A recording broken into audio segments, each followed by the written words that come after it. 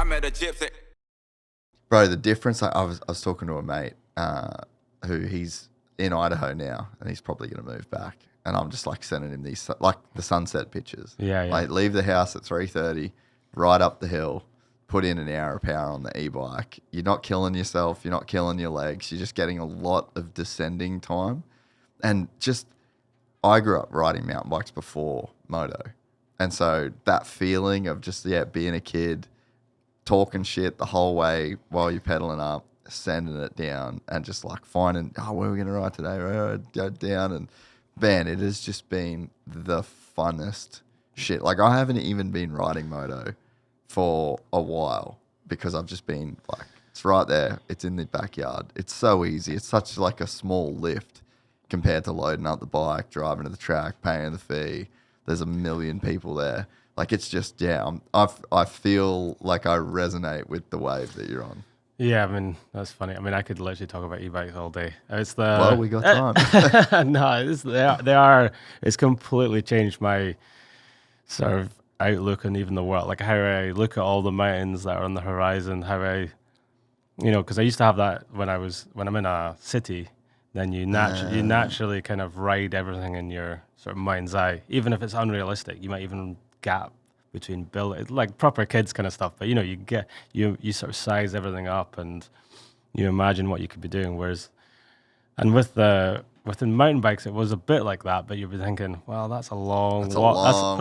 It's a long walk in Scotland, especially. It's like really soft and boggy and hard to kind of get anywhere. So you're like, I've got to hike a bike to the top of that, and would the descent be worth it? Whereas with the e-bike, it kind of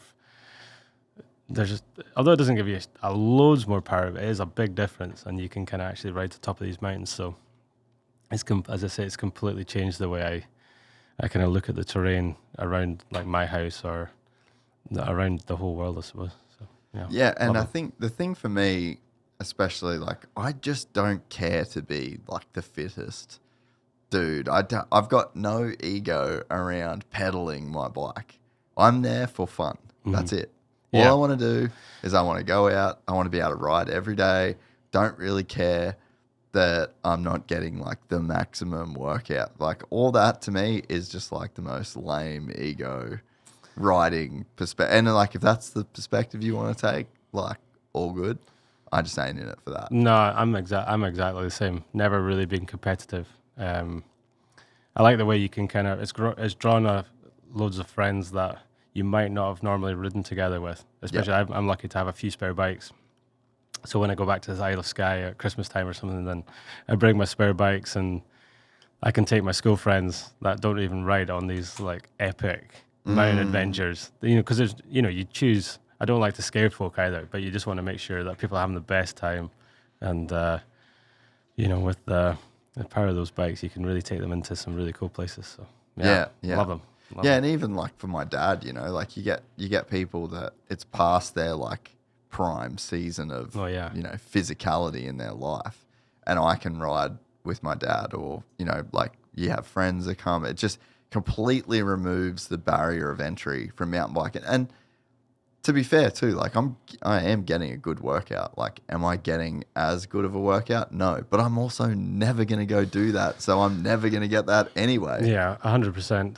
I think, because a lot of people are kind of unwilling to maybe come from the mountain bike side over. I totally get it, because some people like to, I mean, if that's what they do instead of having to go to the gym, I'm like, fair play. You can go and suffer away like on your mountain bike. I'll go and do extra laps, but I feel like the e-bikes are definitely going to draw a lot more people into the sport, because there's quite a high barrier to entry depending on what terrain you had nearby. Whereas with these bikes, you can really, it does make it a lot more accessible, a lot more fun to get into.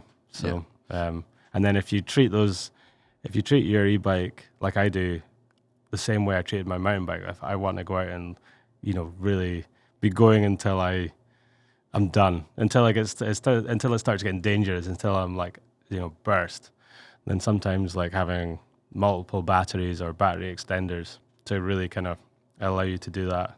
And if you've got loads of battery, then you can always do a few turbo laps to really finish it off as well. So, love it.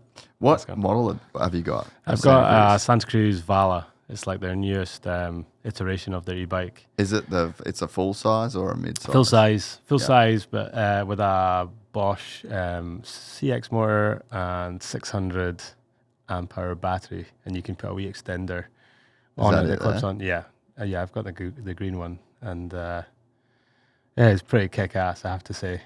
Yeah, I love it. It's crazy the way that really doesn't look like an e-bike either. Yeah, I mean, when they first came out, they were just so big. Yeah, I mean, a lot of the mountain bikes that have gotten chunkier as well, so the kind of difference between the two is harder to tell.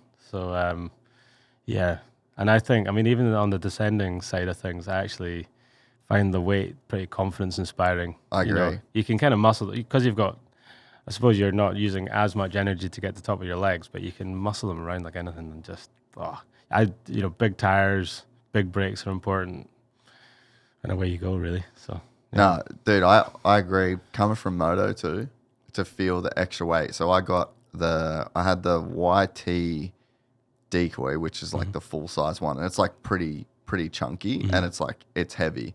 And then I just got the mid size one. Oh yeah, dude.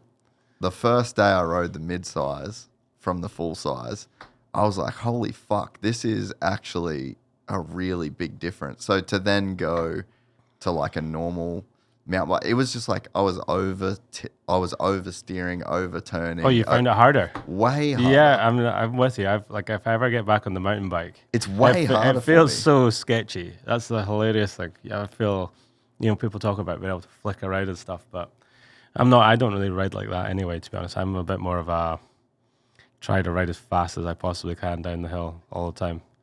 And you can, of course, do the jumps and gaps and take your lines, but I tend to just try to follow. Like a few of my friends race World Cup downhill, or they're ex-racers as well, so they know how to ride. So I try to just sort of tail them down the hill and learn a thing or two every time. So yeah, it's good.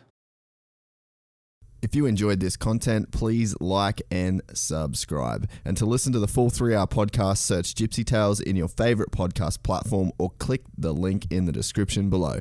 Gypsy Gang.